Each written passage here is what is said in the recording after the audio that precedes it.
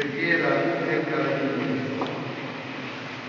Dolcissima e gloriosissima Madre Dio nostra, noi Carabinieri d'Italia, a te vediamo la reverente pensiero, fiduciosa la preghiera e ferma il cuore.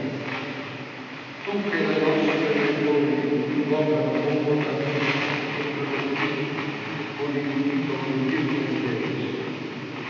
Tu accogli ogni nostro proposito di bene e fanne vigore e luce per la patria nostra.